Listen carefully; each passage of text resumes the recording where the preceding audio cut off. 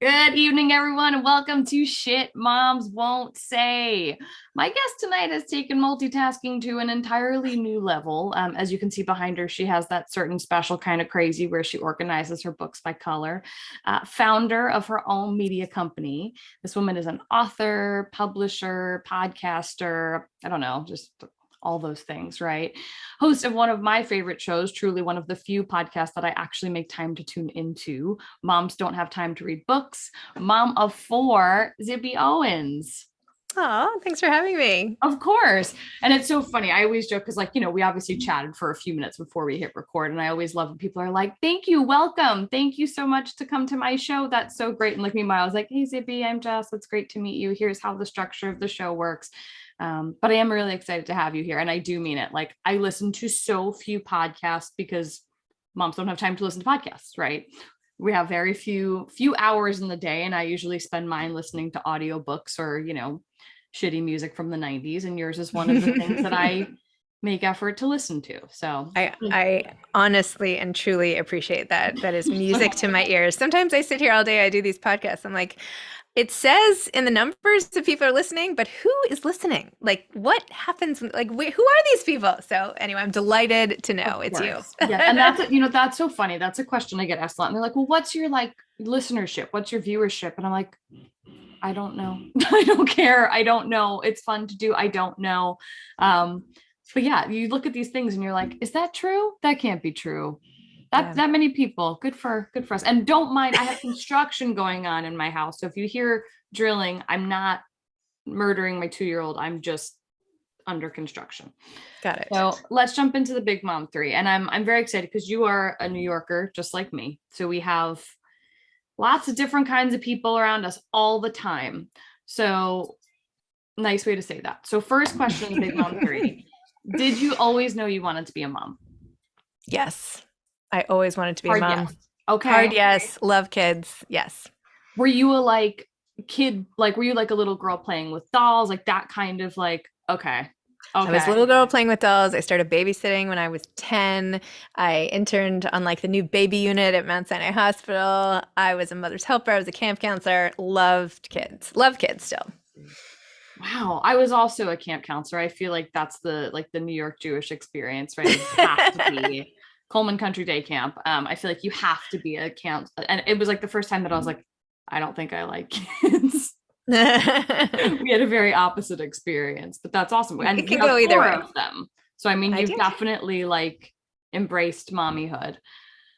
Very cool. Okay, second question, the Big Mom 3. And again, being a New Yorker, this is going to be, we'll see. What is like the shittiest or most backhanded piece of advice or comment you've ever gotten from another mother or parent? The worst advice from another parent.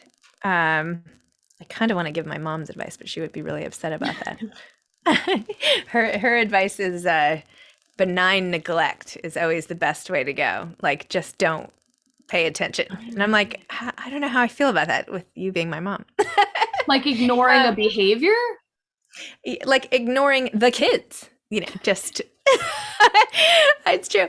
But from another mom, worst piece of advice. I think the worst piece of advice is this too shall pass, because like in the moment it does not pass. It stays there seemingly forever. And so in the moment, that I don't know, that just never makes me feel better. That's a good one. That's a good one. And I've heard some really, really shitty ones. Like I have people like when I ask that question, they're like, do you have 2 hours? So like that's like a tangible one that people can walk away and be like, I'm not going to say that anymore. So yeah. I appreciate that. Thank you. That's a good one. Okay. Third question, the Big Mom 3. What is like a skill or superpower you had before becoming a mom that you think has really helped you as a mom? Psychology. Child psychology. Okay. I was a psychology major in school. I interned at like the Child Study Center. I feel like I use those skills all the time. And aside from that, I would say being able to carry a lot of things at the same time. I'm good at that. That comes in handy a lot. That is that's an obvious one. Your multitasking that makes a lot of sense. do a lot of stuff, a lot of stuff. And like, I feel like, I don't know sports terms, but I think that's like a layup, right? I think you just like moved us right into talking about all of the stuff.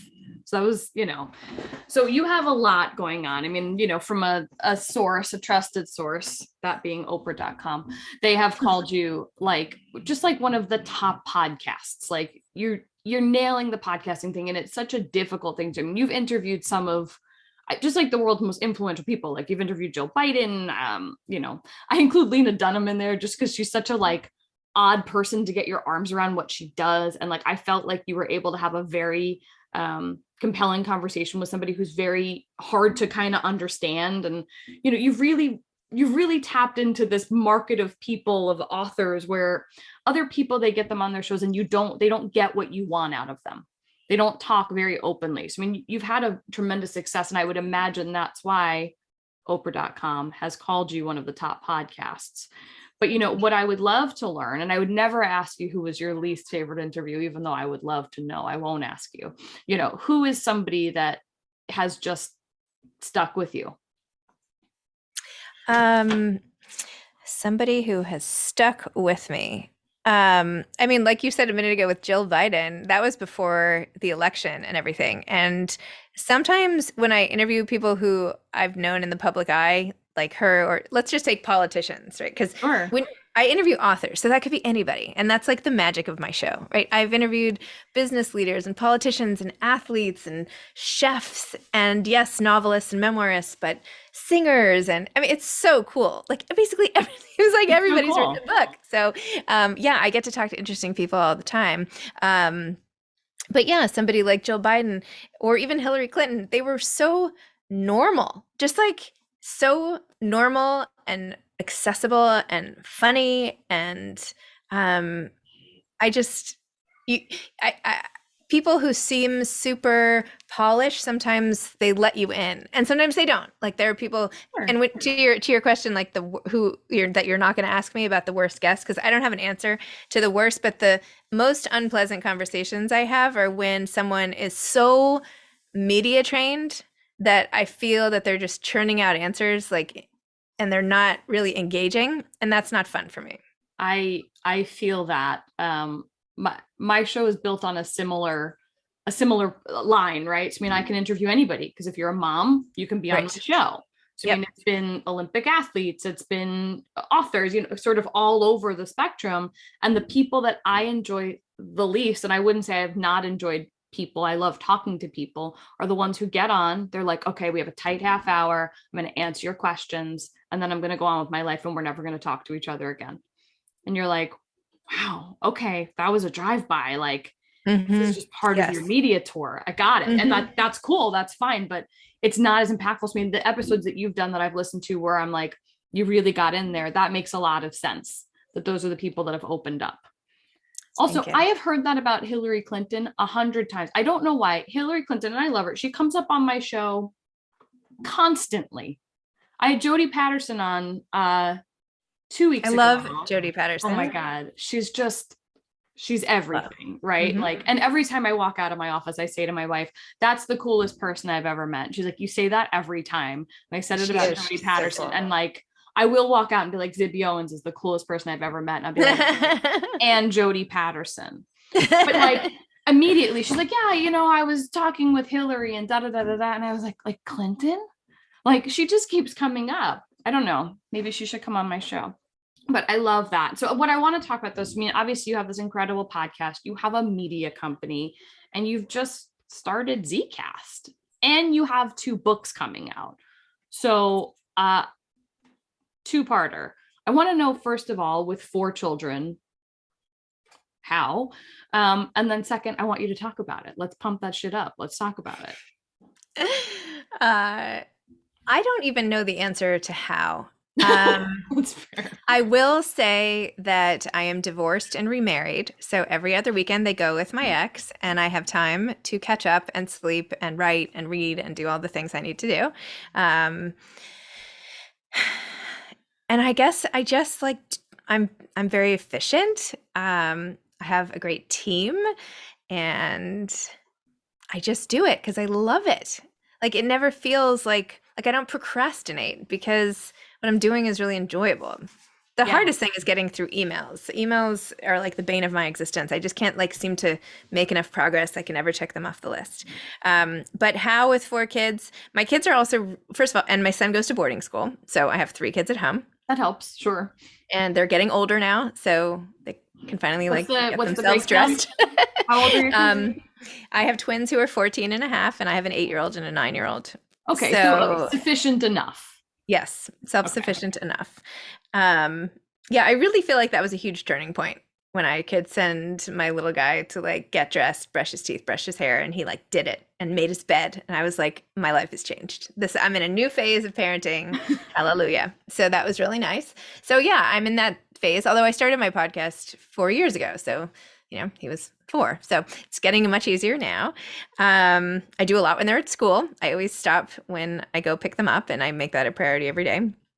And so, yeah, I don't know. I don't do things perfectly anymore. I've forgotten doctor's appointments. I make mistakes, but the kids know I'm into it. I involve them with everything. Like tonight, my editor so I have a children's book coming out, Princess Charming, and a second one will follow that I'm writing now, and my editor's coming over, and I could not figure out a time to meet with her. I was like, why don't you come have dinner with the kids and me, and we'll all do it then. So they're involved with everything.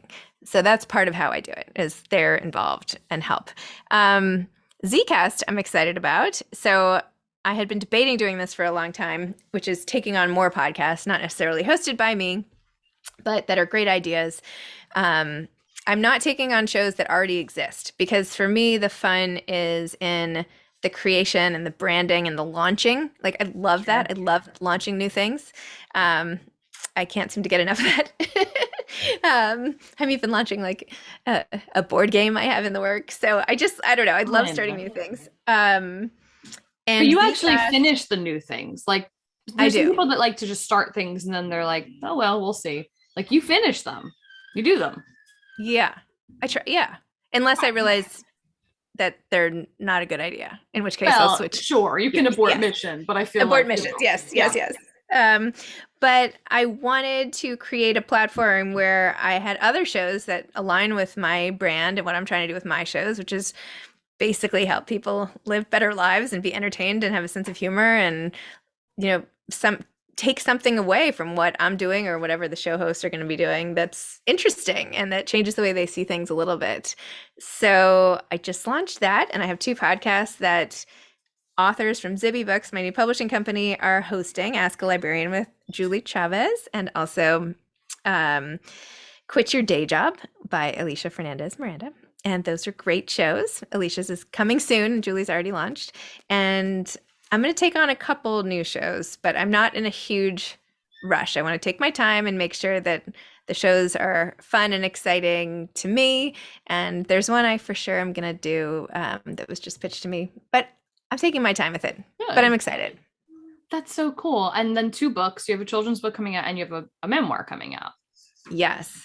Really excited about the memoir. I've been trying to sell this book since I started writing it in 2004 for about one piece of my life, and it's just sort of evolved. And yeah, I'm really excited it's coming out. I'm a little bit terrified. I'm a little bit, yeah, I was going to say I'm getting a little bit terrified soon. And it's like by the end of this month, hopefully the galleys will be out. Okay. Even the digital galleys aren't even ready yet. So soon.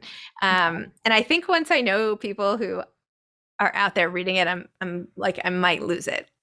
It might be terrible. Like I'm worried that like all of a sudden but you know what? All I did is I don't know. I just like had to get this story out. So put it out there. Is there anybody like specifically that you're like, oh God, I know they're going to read it, but I'm so nervous? Like, is there anyone you're like nervous to have read it, or have you like written it in a way that you feel very like okay with it? No, I showed it already to anybody involved in the book. Well, not anybody, but people I would be nervous about. I've already cleared it with them. So cool. There's nobody in particular, but I mean, I think it makes me nervous to think about people like talking about me behind my back type thing. But obviously they will, because I have a book coming out. So they're going to, if I'm lucky, they'll talk about the book, so I'm like setting myself up for this inevitability that. This is also like, this is not the first time you've like been in the public eye in your life. So, I mean, I feel like at least this isn't going to be like an explosion for you. You're not going to all of a sudden be like, what does it feel like to have people looking at me? Because you already know that, like you grew up with people looking at you, like all of a sudden it's not like, oh no, I have all of this like magnification on this thing that I did. Like I don't want to say you get used to that. You don't, but like you've had it happen. So at least you can like prep yourself of like, I kind of understand this. I hope for you. Yeah. And I mean, I'm really, no. I am really okay with sharing myself and my feelings. And I do that every day on Instagram. I mean, I'm not in a grotesque way, just like I share what I think people can relate to. And there's so much in day-to-day life that we all go through. So I've just like told some stories I haven't told before. And I don't know. I don't know. I hope people aren't like judging me. I don't know. This is now not professional at all. I'm literally just telling you how I feel, but there you go. So I hope people will receive it well. And, I'm very vulnerable. I'm really like coming out there and just like putting myself out there. So someone gave me the advice that like 30% of the people are going to hate whatever you write no matter what. So I'm just trying to be like, okay, I'm getting like a C- on this, right? If I'm down to a 70 already. So that's okay. That's still passing, right? That's passing. That's still passing. Yes. Still passing. Yeah. I think it's great. I'm very excited to read it. And I did not mean to make you sweat about it. I'm very excited. No, you didn't. It's going to be awesome. Thank you. And if you're excited about it, that's all that matters. I'm excited. Screw them. It's a big accomplishment for me. So I'm happy about it. Very cool. And you've had so few accomplishments, so it's going to be very new. That's so cool. I'm so excited for you.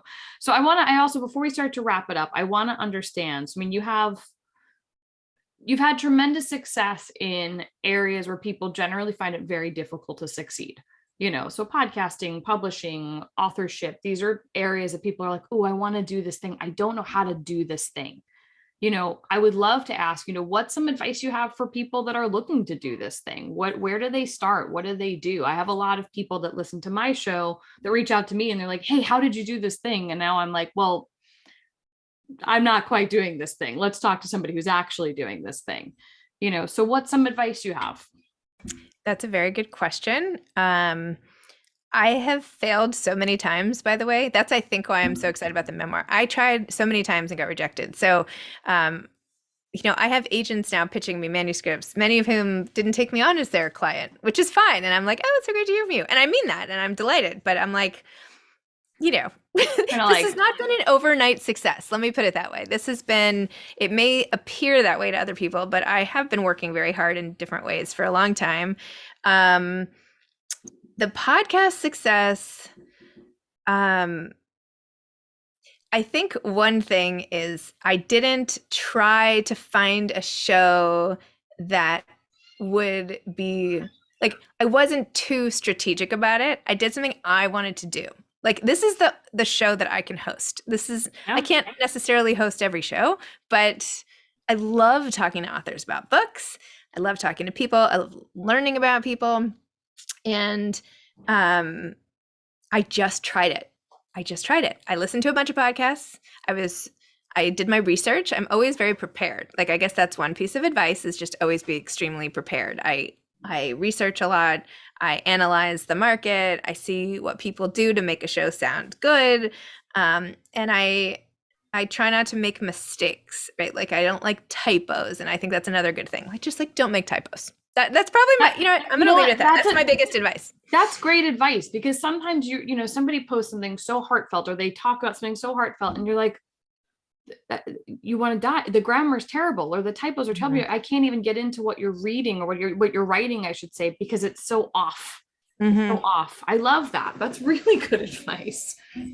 No typos. I mean, sometimes I make typos too. I'm not perfect, and I'll read it again and I'm like, oh my gosh, I can't believe I did that. But I have it is definitely a pet peeve of mine. Yeah, I hear that. Very cool. Well, let's start to wrap it up. If you aren't listening to Zibby and you aren't like tuning into what she has going on, please, please do so. And we'll get all of your tags in a minute, but let's ask the 2 wrap-up questions first. So you have a wide variety of ages of children, so 8 to 14. That's a nice range. What is something that at their current ages you cannot live without as a parent? Their devices? Totally. Yes, absolutely. Listen, most people are like, why? You know what? I would probably say like a charger. I probably like can't live without a charger. Fair enough. That's terrible, but it's true. No, it's not. It's fine. That's reality, right? That's like pandemic reality. That's parenting reality. That's fine. That's a good answer. Right now, I could use a soundproof wall for my kid who's screaming. So I mean, that's like my current. I know she doesn't like the loud construction sound. She's 2. So as many times as we can explain, like, it's nothing bad. She calls them the buddies. Anytime our contractor comes in, she says, hi, buddy. But she's very scared of the sound. So I hear her losing her shit in the next room, but it's a mom podcast. So I've had kids come on and lose their shit on the podcast. So what are you going to do? It is what it is. It is. Final question. What is something you know now that you wish you knew before becoming a mom? Something I know now that I wish I knew. I guess my pediatrician's number by heart. Okay. That's fair. That's a good one. Just on speed dial? No, I know it in my head. I don't even need to speed dial it. I know it by heart. Yeah. That's the most important thing, I think, that I didn't know. That you didn't know. Very couldn't live without it. Yes. I love it. Awesome. Well, where can people find you? Where can they follow you and stay up to date on all the cool stuff you have going on? I am on Instagram at Zibby Owens, and my website is zibbyowens.com. So from there, you can find everything else I'm doing. I love it. Well, thank you so much for being here. And thank you guys for tuning in to Shit Moms Won't Say. We'll see you next week.